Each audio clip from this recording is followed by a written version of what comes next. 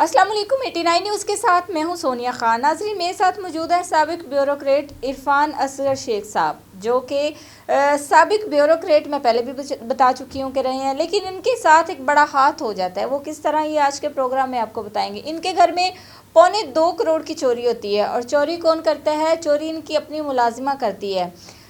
Sir से सारी तफसीलात जानेंगे कि मुलाजिमा ने चोरी कैसे की, किसके साथ मिल के की, कौन वो लोग थे जो इसमें इन्वॉल्व रहे, सारी तफसीलात जानेंगे। अस्सलाम वालेकुम जी। वालेकुम सलाम। सर, कैसे हैं आप? अल्हम्दुलिल्लाह जी। सर, साबिक ब्यूरोक्रेट रहे हैं, आपके घर में इतनी बड़ी चोरी हो जाना समझ से बालातर है। जी, बात तो आपकी दुरुस्त है, लेकिन जो है ना, घर का बेटी लंका ढाए। मेरी जो नौकरानी थी, जो हमारे क्वार्टर में ही रह रही थी, वो जचगी के लिए चली जाती है, तो हमें टेम्परेरीली साथ वाले गांव से शनाख्ती कार्ड वगैरह देख के हमने एक नौकरानी रख ली, जो कि हमारे घर में काम करना शुरू हो गई। उसको अभी 2 माह ही हुए थे, तो उसने एक माली भी रखवा दिया ईद के नज़दीक आके। ठीक है, वो माली भी आपके घर में काम करता था? जी, माली ना सिर्फ हमारे घर में काम करता था, बल्कि वो लाहौर मोटरवे सिटी का वहाँ पर भी माली था, तो पार्ट टाइम में तो आपको लगा कि बंदा एतमाद वाला है? हाँ जी, मैंने कहा जब लाहौर मोटरवे सिटी का मुलाजिम है तो एतमाद वाला ही होगा। अच्छा, तो इन दोनों ने मिलके चोरी की थी? जी, बिल्कुल, इन दोनों ने मिलके चोरी की, और इसी ने, नौकरानी ने ही माली रखवाया था। और जब 1 हफ्ता पहले माली ने छोड़ डाला ईद से कि भाई घास वगैरह काटनी है और मशीन जो है वो ख़राब है, आप सही करवा के लेके आए। मेरी मिसेस कैंसर की मरीज़ हैं, वो मेरी गाड़ी में बैठी, हमने मशीन रखी और देने चले गए दुकानदार के पास। ठीक है, और घर हो गया खाली? जी, घर हो गया खाली, जो कि नहीं होना चाहिए था, जो कि वो चाह रहे थे। हाँ, जो कि वो चाह रहे थे, लेकिन हमारे ख्याल में मेरी बहू है जो छोटी पढ़ रही है यूनिवर्सिटी में, तो वो अचानक से उसको कॉल आ गई तो वो चली गई। तो हमें ऐसे महसूस हुआ कि भाई जैसे घर हमारा खाली है। वही हुआ, हम आए हैं तो घर हमारा खाली था, नौकरानी घर में मौजूद थी। तो मैंने अपनी मिसेस को कहा, मैंने कहा बहू चली गई हुई है, तो पीछे से कोई हाथ ना लगा लिया हो, अपना चेकअप कर लो। ये आपने फौरी कहा? जी, फौरी कहा। तो मेरी मिसेस ने मेरे जो 12 लाख के प्राइस बॉन्ड पड़े हुए थे एक टेची में, वो नहीं चेक किए, और अपना सिर्फ 7 तोले मेरी मिसेस का जेवर था, क्योंकि हम I am at the age of 70 और वो भी एट दी एज ऑफ 63, तो यही था कि 7 तोले जो हमारे घर में होता है वो उनके पास था। तो बाकी जो सिलसिला बना के उन्होंने अपने 7 तोले को चेक कर लिया और मुझे कह दिया ऑल इज ओके। अगले दिन मेरे जो प्रोफेसर बेटा है पाक एम्स यूनिवर्सिटी में लिबर्टी में, डॉक्टर करीमुल्लाह इरफान, उसने बुकिंग करवाई थी हुंजा गिलगित बल्तिस्तान की, कि मैं अपने माँ बाप को सैर करवाऊंगा, तो चलो माँ बाप के साथ ईद भी वहीं पे गुजारेंगे। तो छोटी पोती आई लेने के लिए कि भाई बैग, तो बैग जब देखा गया तो उसमें बेगम ने रोना शुरू कर दिया, तो मैंने तो ये देखा ही नहीं। एक पर्स वाले जो प्राइस बॉन्ड हैं वो पड़े हुए हैं, जो वो गायब हैं, सॉरी, और जो नीचे जो चुन्नियों में दुपट्टों में जो बैठे होते हैं वो पड़े हुए हैं। तो खैर मैंने कहा भी चलो 6 लाख के बच गए हैं, अब इसको मैं जाके लॉकर में रखता हूँ। तो इत्तेफाक से लॉकर की चाबी 2 महीने से नहीं मिल रही थी, वो हमें मिल गई। तो मैंने कहा भी देखो ये लॉकर की चाबी तो कहीं कोई हवाई मखलूक रखी होगी, जैसे पुरानी औरतें कहती हैं। खैर मैंने वो पकड़ी, उसी वक्त मैं चला गया और घर वालों को भी कह के गया, बहू को भी, दूसरों को भी, अगर आपके पास कोई जेवर या कोई ज्वेलरी है तो वो रख देते हैं। इवन दो कि मेरी मिसेज ने भी नहीं अपने 7 तोले वो रखे कि भी मेरे मियाँ जा रहा है, उसने भी मेरे छोटे बेटे के वो पर्सनल लॉकर में रख दी है। और मेरा छोटा बेटा बोलने लगा कि जी ये बैंक के लॉकरों से ज़्यादा इसको तिजोरी बोलते हैं, इसको ये हमने वो नटों और पेचों के साथ कसा हुआ, ये कौन उखाड़ के ले जा सकता है। और वही हुआ कि बाप की नहीं मानी और बड़ी बहू ने बताया ही नहीं, उसके पास भी लॉकर अपना है कि भी वो कि उसने लॉकर में नहीं रखे हुए।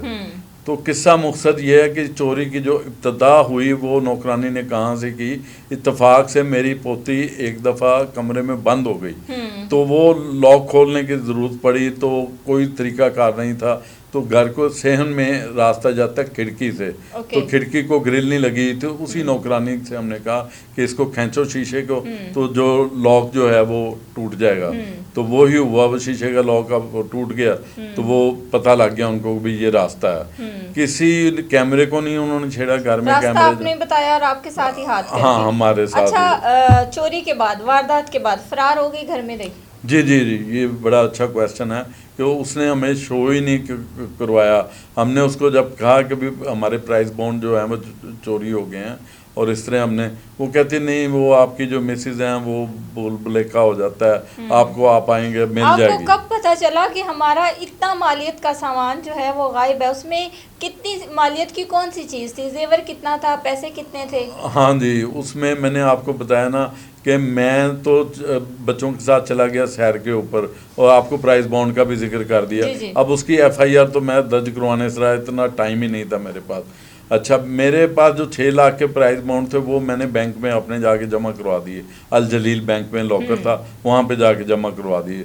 मेरी बहू ने अपना जमा ही नहीं करवाया, जो बहू को उसके पेरेंट्स ने दिया, जो थोड़ा बहुत हमने दिया होगा, ज़्यादा तो जहेज में मिलता है, तो वो 30 तोले था। इसी तरह मेरी बेगम को मैंने कहा भी अपना 7 तोले, वो भी उसने छोटे बेटे के लॉकर में रख दिया। टोटल जेवर कितना बनता है? हाँ जी, उसमें 7 तोले मेरी मिसेज का है टोटल राउंड। हाँ जी, 30 तोले मेरी जो बड़ी बहू का है और छोटी बहू का 15 तोले है। ये तकरीबन 52 तोला बन जाता। हाँ ठीक है जी। अच्छा ठीक है। और प्राइस बॉन्ड? प्राइस बॉन्ड तो वो FIR में लिखे नहीं, 6 लाख कैश पड़ा हुआ था घर में, जो आम रूटीन की प्रैक्टिस है, भाई कोई बीमार हो जाए या कुछ हो जाए, कोई जरूरत पड़ जाए। फिर आपको कैसे शक पड़ा कि ये खातून जो है, जो हमारी मुलाजिम है, यही चोर है? हाँ जी, ये बहुत बड़ी बात है। इस तरह हुआ कि मैंने फौरी तौर पे अपनी एक कज़न को बुलाया और शनाख्ती कार्ड दे के भेजा। तो अभी आप उसकी वीडियो भी यहीं पे लगाइएगा, क्योंकि ये बड़ी ज़रूरी है कि साथ साथ वीडियो चले और साथ साथ आवाम को भी तंबी मिले। तो मेरी जो कज़न है वो चली जाती गांव शनाख्ती कार्ड लेके, वहाँ से पूरा गांव ही कहता है ये तो औरत चोर है। अच्छा ठीक है। हाँ जब तस्दीक की, पहले आपने तस्दीक नहीं की थी? नहीं, पहले तस्दीक नहीं की थी, थोड़ा बहुत मैंने तस्दीक की थी अपने दोस्त की वजह से। वो एक कबाड़िया था। ठीक है। और दूसरा शख्स जो है इसमें इन्वॉल्व था, जो उसके साथ उसका पेटी भाई बना हुआ था, हाँ जी, आपस में रिश्ता क्या था इनका?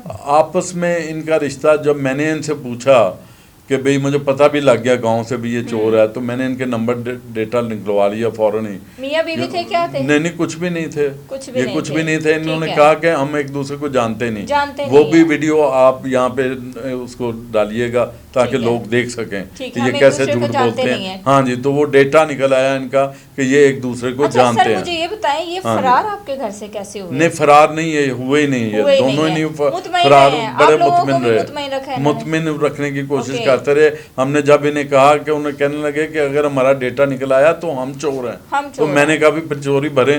फिर कहने लगे कि नहीं, हम एक दूसरे से रंग रलियां मनाते रहे हैं। इस तरह का वो तफ्तीशी ने इनको एक बहाना सिखा दिया, तफ्तीशी इनके साथ मिल गया। अच्छा हाँ जी। अच्छा सर इब्तदाई तफ्तीश में इन्होंने क्या कहा, मान गए अपनी चोरी? जी, ये चोरी तो उन्होंने कहा जी कि हम, वो औरत कहने लगी हम इस तरह के है नहीं। माली भी कहने लगा जी नहीं, मैं तो बाहर का काम करता हूँ। हालांकि औजार वगैरह तो सारे अंदर ही पड़े होते थे, अंदर से वो औजार भी लेके आता था सारा कुछ। अगर जब मोबाइल डेटे में जब 11 तारीख को टरू वाले दिन हमारी चोरी होती है और ये दोनों ही छुट्टी पे हैं, हमसे छुट्टी लेके गए हैं। मेरा बेटा 4:35 पे घर से निकलता है अपने ससुराल खाना खाने के लिए, उसकी नई शादी हुई थी, तो वो निकलता है तो 4:53 पे कॉल डेटा बता रहा है कि ये हमारे घर में मौजूद हैं, माली भी और नौकरानी भी। इसके अलावा मैंने जियो फेंसिंग करवाई, जो कि आम तौर पर चोरी के वाक़यात में नहीं होते, लेकिन ये बड़ी तो। हाँ जी, ये बड़ी चोरी थी। ये कत्लो गारत के वाक़यात में इस्तेमाल होती है। सैटेलाइट से, हाँ जी, सैटेलाइट से उन्होंने नंबर पकड़ लिया। उन्होंने कहा मेरी जो मिसेस थी वो जो आया था वो भी आपको यहाँ पे चला के लोगों को दिखाएं कि जियो फेंसिंग कहते किसने है। तो मेरी बेगम कहने लगी कि मेरा बेटा जो था कहीं वो जियो फेंसिंग में तो नहीं पकड़ा जाएगा। तो जो जियो फेंसिंग वाला कहने लगा पकड़ा वो ही जाएगा जो चोर होगा। ठीक हाँ है जी। अब इन जो ये दोनों चोर हैं इन्होंने अपनी जो चोरी है वो ये वारदात जो की है उसको एक्सेप्ट की है, माने या नहीं? नहीं, ये मानते नहीं है। जबकि a man can tell lie but document can't tell lie. A man can die but document can't die. क्या वजह है? हाँ जी, वो देखें ना, जियो फेंसिंग डाई तो नहीं हो सकती, वो हमेशा के लिए। किस थाने की है? हाँ, FIR थाना फैक्ट्री एरिया का है, तो वो बड़ा मशहूर थाना है। तो पुलिस के साथ आपका तो बड़ा गहरा ताल्लुक रहा है ना, आप तो ब्यूरोक्रेट भी रहे हैं, आपके साथ पुलिस का ताउन कैसा रहा? हाँ, थाना फैक्ट्री एरिया कोर्ट अब्दुल मालिक, क्योंकि वाल्टन में भी है, लेकिन हमारा जो है कोर्ट अब्दुल मालिक लाहौर मोटर पुलिस का ताउन कैसा रहा? जी, पुलिस का तावन जो है ना, जो मैं एक बड़ा तल्ख तजर्बा हुआ है, जो तफ्तीशी था मैंने उसको बेटा बना लिया। वो मेरे घर में आके खाना खाना शुरू हो गया, सारा कुछ जो भी कुछ था मेरे से जब चाहे पैसे उसने ले लिए कि आज फ्रेंसिक लेनी है, और फ्रेंसिक लैब का भी बेड़ा गर्क कर दिया उसने। जो रिजल्ट, जो अंगूठे जो हमने लिए हुए थे उसको 52 आवर्स के बाद उसने पहुंचाया। यानी या 12 तारीख को वो सारा कुछ ले लिया और 17 तारीख को 5वें दिन, जबकि ये एक्सपायर हो जाते हैं अकॉर्डिंग टू रूल। अब वो फोरेंसिक लैब पे वो तब पहुंचा रहा, डेटे मेरे पास मौजूद है। अफसर भी आपके साथ हाथ कर गया? हाथ कर गया यकीनन। क्या नाम है तफ्तीशी अफसर? तफ्तीशी अफसर का नाम है जी मुश्ताक शाह। मुश्ताक शाह। हाँ, ये मुश्ताक शाह को आपने अपना बेटा बनाया हुआ था? मैंने, जाहिर है कि मैं सीनियर था तो मेरे पास उसने आ जाना, तो जब चाह मेरी गाड़ी ले लेनी, पेट्रोल के पैसे मांग लेने, अगर उसने अपने जहाँ पे जाना जो भी कुछ है। तो यही था कि मैंने कहा भी चलो ये हमारी खिदमत कर रहा है, खाना वगैरह खाना उसको खाने के लिए जो भी तो उसने की, लेकिन दूसरे तरीके से। हाँ जी, दूसरे तरीके से कहेंगे, लेकिन ये बात है कि हमारा जो निचला अमला है वो, मैं कहता हूँ कि उन पे आफरी हैं, यानी रज़ाकार बेचारा क्या होगा ना, उसकी कोई वैल्यू होगी ना कुछ। वो जब लगा रहा था तो मुद्दई के सामने सब कुछ करना पड़ता है, अकेला नहीं वो कर सकता तफ्तीशी। तो मैंने उसको कहा भी कि मुझे शक पड़ रहा है कि तुम कोई ढीला ढूला काम कर रहे हो, या आखिर क्या वजह है तुम्हारी। तो वो उसकी आंखों में आंसू आ गए।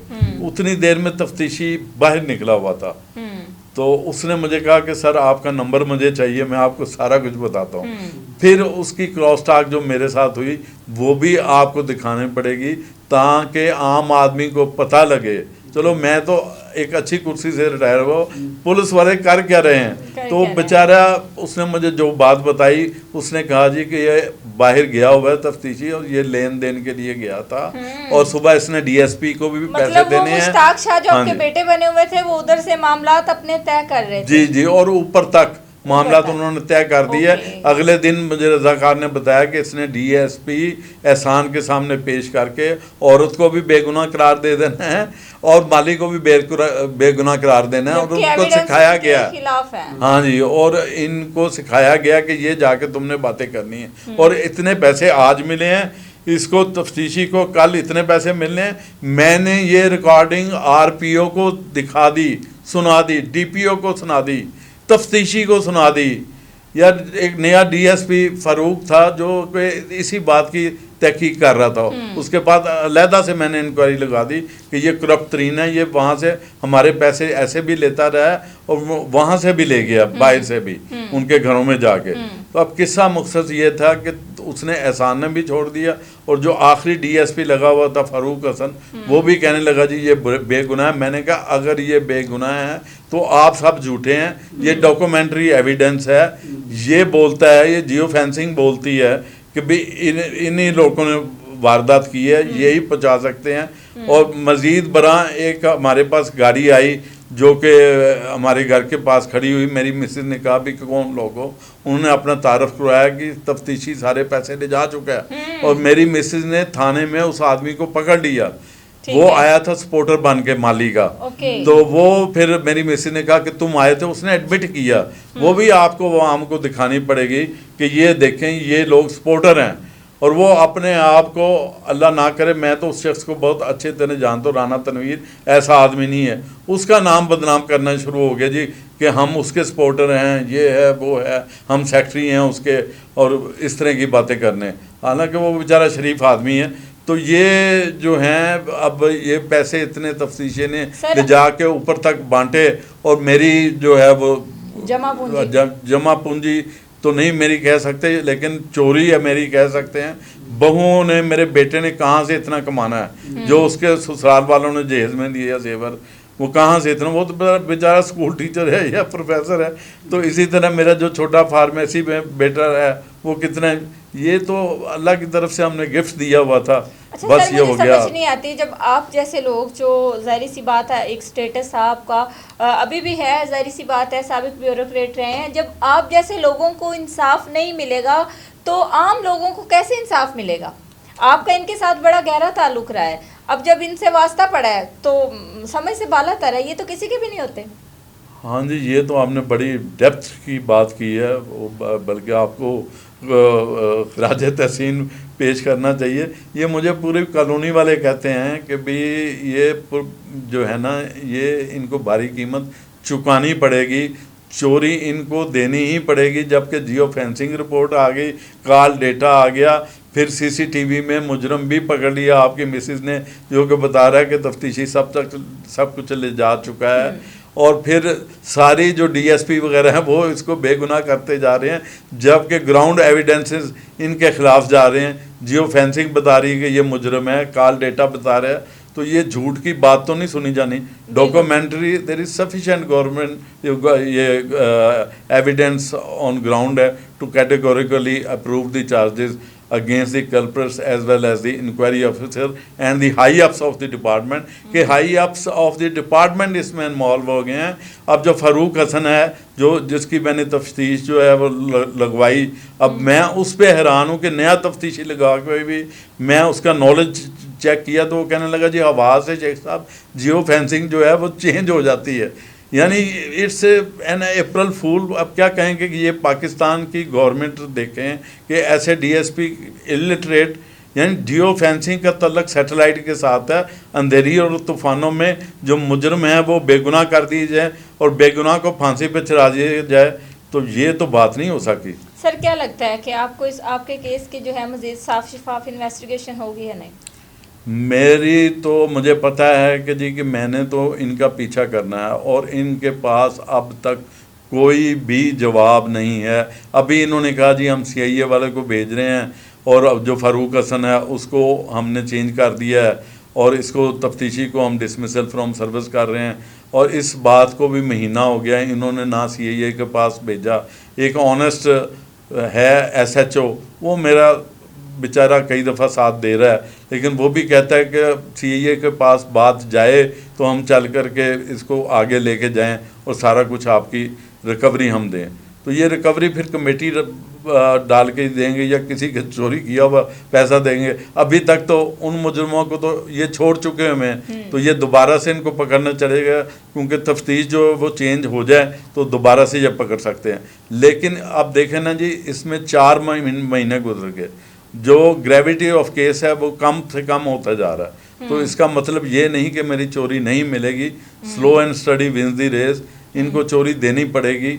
आखिर ये कब तक ये झूठ के पाँव जो है वो एक दफ़ा कहते हैं ना कि 100 दफ़ा झूठ को अगर बोलते जाएं तो वो सच साबित हो जाए, ऐसी बात बिल्कुल नहीं है। बिल्कुल। और मैं यहाँ पे कहना चाहूँगी कि यहाँ अब जो है थानों को रेनोवेट करने की ज़रूरत नहीं है, पुलिस के रवैये और इनके किरदार को रेनोवेट करने की ज़रूरत है। बहुत बड़ी बात कही।